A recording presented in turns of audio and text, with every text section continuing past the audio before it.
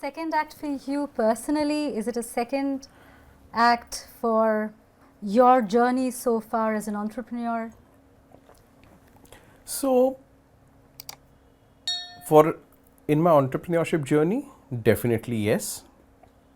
In my life, no.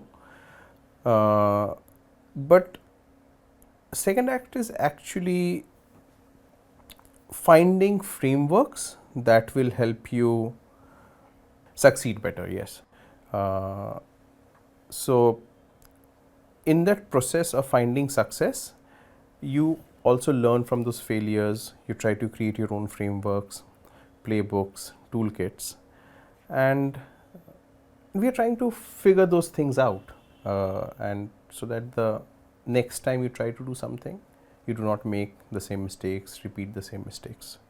You know, Sunny, wise men have always said that if you don't fail, you don't create anything. So why are you trying to snuff out failures? I mean, there's so many who just celebrate failures, right? Why does the world have to make the same failure again and again? So if I've learned from a failure, can I democratize that knowledge so that others don't make the same failure? So can we reduce the number of failures in the ecosystem? And let me try to go back a little. Finding frameworks of success is something that has always interested me. It is not right now. So in 2014, I had written a book called Mantras for Success. Essentially, it featured 21 leading CEOs, including Sunil Bharti Mittal, Anand Mahindra, late Mr. Ratan Tata, and every story about these men were about trying to find out how they succeeded, why they succeed, so on and so forth. Later on in 2020, I wrote another book. In that book, it was a biography of Sandeep Agarwal, who had built a unicorn because of federal case. He lost his reputation, he lost his company, but that person again started something called Droom, and Shopclues was a unicorn, Droom again became a unicorn. But that book was not about the success, it was about how you navigate through those failures in life to come back even stronger than before.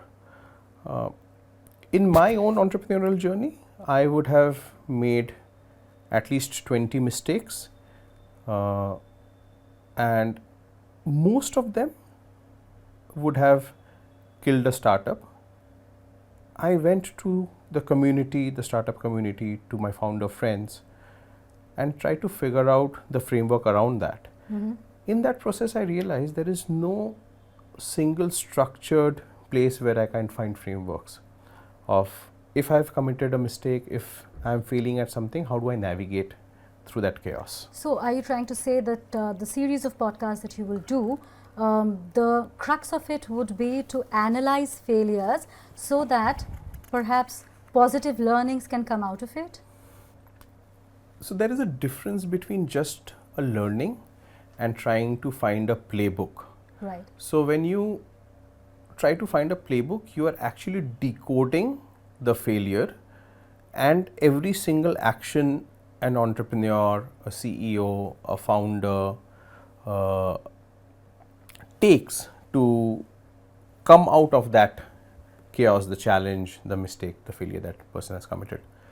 Most companies, especially in the startup ecosystem, 90% of them fail because they are unable to navigate that chaos. So the second act tries to figure out those challenges through deep conversations and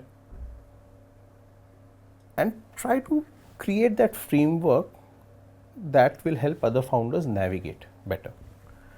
And in that process, can they succeed better? Perhaps yes. Perhaps. Okay.